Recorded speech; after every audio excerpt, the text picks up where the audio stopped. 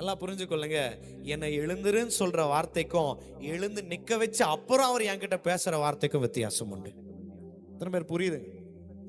எழுந்துரு, உன்னை எழுந்திருக்க வைக்கணும், உன்னை பரிசுத்தப்படுத்துறதுக்கு ஒரு வார்த்தை, எழுந்து நிக்க வைக்கிறதுக்கு ஒரு வார்த்தை, உன்னை பலப்படுத்துறதுக்கு ஒரு வார்த்தை, ஆறுதல் படுத்துறதுக்கு ஒரு வார்த்தை, உன் வியாதியை சுகமாக்குறதுக்கு ஒரு வார்த்தை, உன்னை ஆசீர்வதிக்கிறதுக்கு ஒரு வார்த்தை. இதெல்லாம் தேவை. இதெல்லாம் பேசிக்.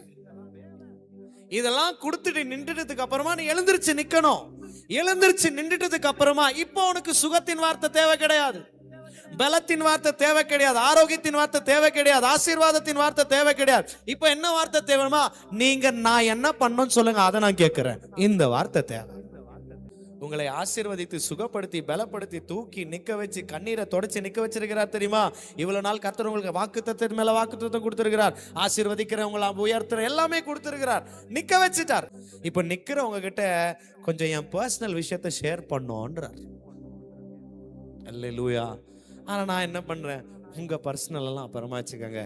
இன்னும் எனக்கு கண்ணீர் இருக்கு ஏசப்பா, இன்னும் எனக்கு கஷ்டம் இருக்கு ஏசப்பா, ஏன்னா அவங்க ஒரு மாதிரி பேசிட்டாங்க ஏசப்பா, இவங்க ஒரு மாதிரி சொல்லிட்டாங்க ஏசப்பா. இன்னமும் நம்ம என்ன பண்றோம் சொல்லுங்க? என்னை தூக்கி நிக்க வைங்க, நிக்க வைங்க, நிக்க வைங்க, நிக்க வைங்க.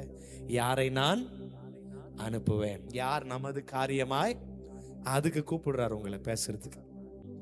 என்னை பற்றி பேசுவதற்கும் அவரை பற்றி என்னிடத்துல பேசுவதற்கும் வித்தியாசம் உண்டு. நான் இன்னும் என்னை பற்றி தான் கேட்டுட்டு இருக்கிறேன். அவரை பத்தி உங்ககிட்ட என்ன இருக்கு? என்னப்பா பேசணும்னு நினைக்கிறேன்? நான் தான் பேசிட்டே இருக்கிறேன் 30 வருஷமா. வரேன், ப்ரே பண்றேன், ஆண்டவரே கண்ணீரை தொடங்க, வரேன், ப்ரே பண்றேன், கஷ்டமா இருக்கு, வரேன், ப்ரே பண்றேன், கடன் பிரச்சனை, வரேன், ப்ரே பண்றேன். இதேதான். எப்பதான் அவர் பேசுறத கேட்க போறோம்? மனுபுத்திரனே, காலூன்றினில் நான் உன்னுடனே பேசுவேன் என்றார். நீ காலூன்றி நிற்கிற வரைக்கும் கர்த்தருடைய இருதயத்தை உன்னோடு கூட பேச முடியாது.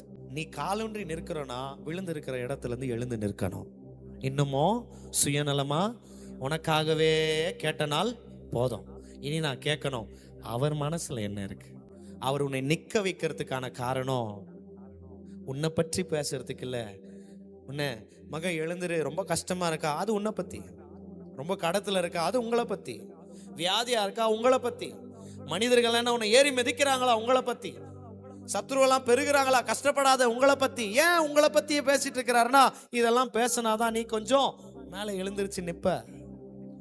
ஆனா நம்ம இன்னைக்கு வரைக்கும் அதை தான் வேணும்னு சொல்றோம். ஆண்டவர் இதெல்லாம் கூப்பிட்டு ஆண்டவர் கொடுத்து நில்லுன்றார். காலூன்றி நின்றுட்டியாப்பா, இதுதான் எனக்கு தேவை.